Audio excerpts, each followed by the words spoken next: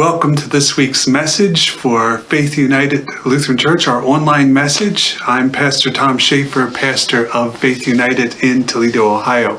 It's good to have you here with us today. And we are in the third of a series on the book of Job. So I would encourage you to go back and watch the first two. If you haven't done so already, I'll actually put a link. It should appear up here in the corner that you can click on, and that will show you where the other videos are.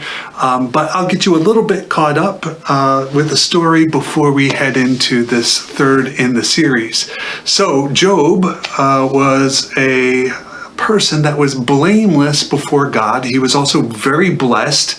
But then in our story, Satan believed that he would curse God if he didn't have all these blessings. So in this parable that we have for the book of Job, God allows Satan to take everything away from him. And at this point now in our story, 3 of Job's friends gather around him to tell him that Job, this must all be your fault, that you did something to tick God off. Essentially, he's giving them the equivalent of what I would call social media advice. It's one of those things that we've seen in social media. For all the virtues that social media have, and there are many, we wouldn't be able to bring you this message without social media. It has also created this weird black hole of decency in our culture. Whether it be Facebook or Twitter or Instagram, people will say things, they'll do things, standing behind the digital wall that they would never normally say to person face to face. I have seen it time and time again in posts and comments to posts. We human beings can, unfortunately, be quite cruel to one another. And that was certainly the case with Job's friends.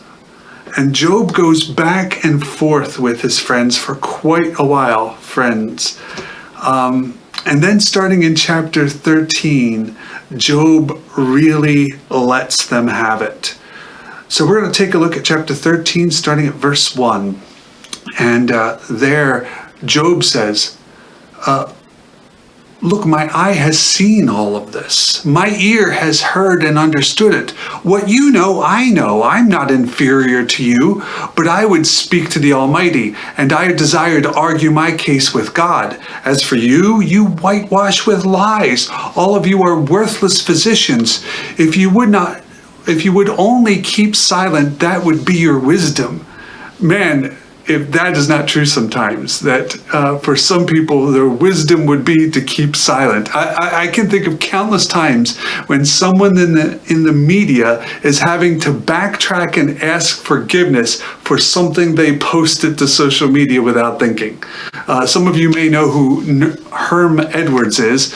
He is the former NFL football coach, NFL player, ESPN commentator, and currently the head coach of the Arizona State University.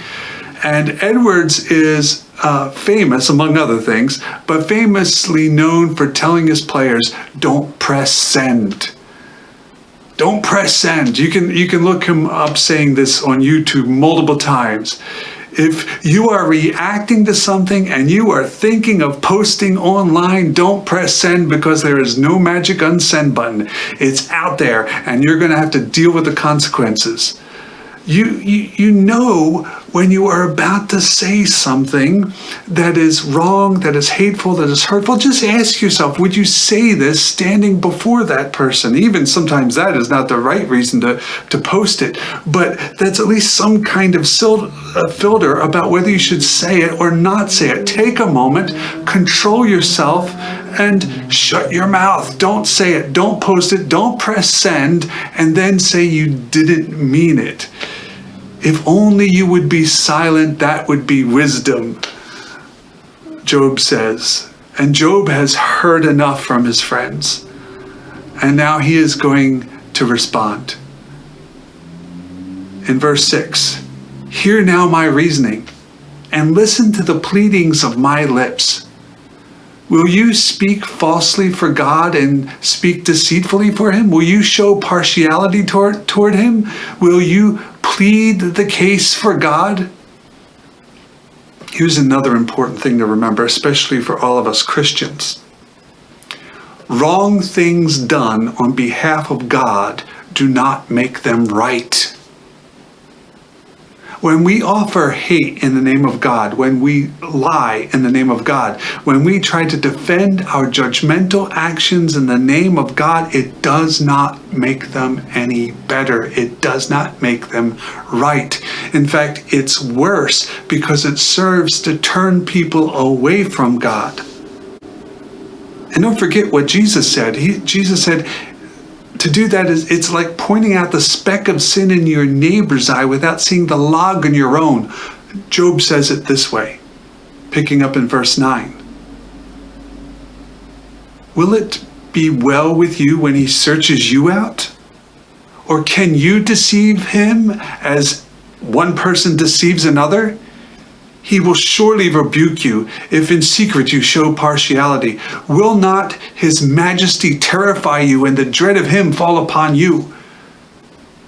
Job says essentially to his friends, do you really think you would fare any better than me? If I'm going through this, you ought to be terrified. And then Job says, I'm done talking to you. Listen, verse 15. Though he slay me, yet will I hope in him. I will surely defend my ways to his face. And then picking up at the 14th chapter, the 7th verse. For there is hope for a tree, if it is cut down, that it will sprout again, and that its shoots will not cease. Though its roots grow old in the earth and its stump dies in the ground, yet at the scent of water it will bud and put forth branches like a young plant. But mortals die and are laid low. Humans expire, and where are they?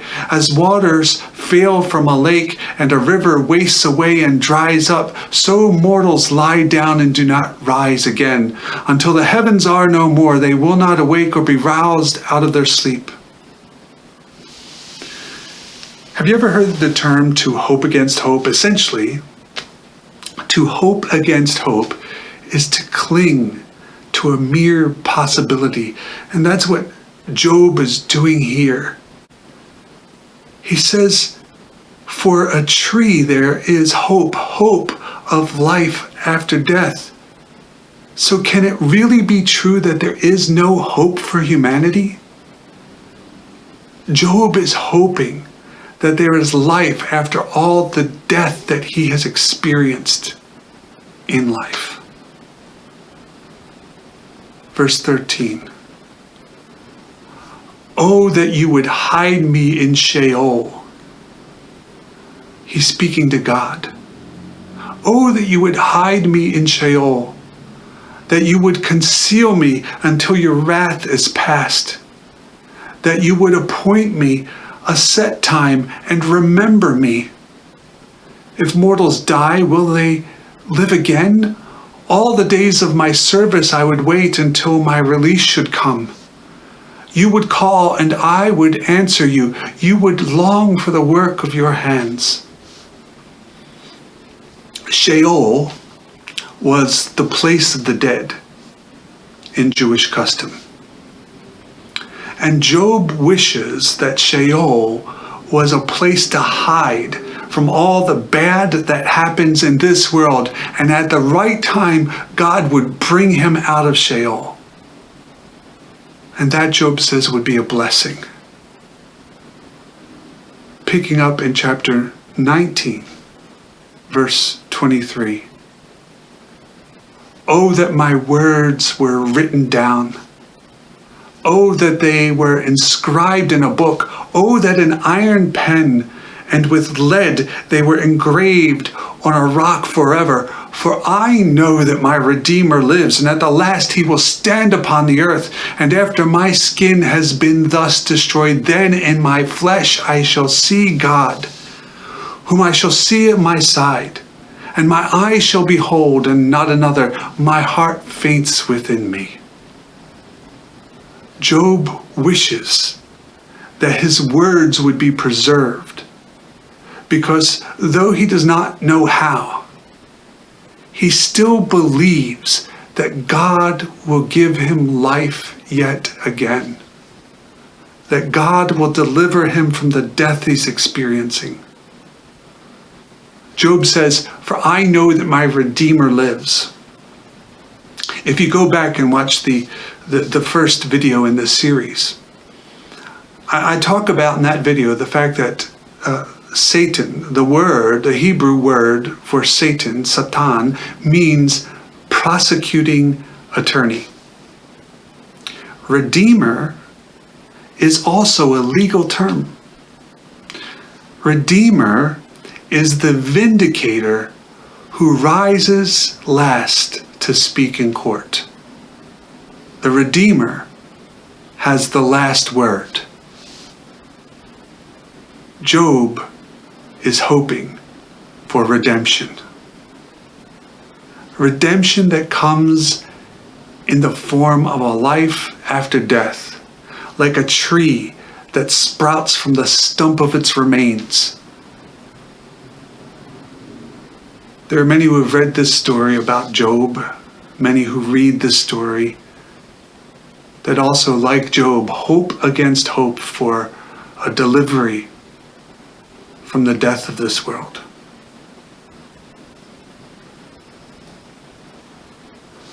I'm going to share with you, suggest to you, that God has already answered that prayer in the person of Jesus.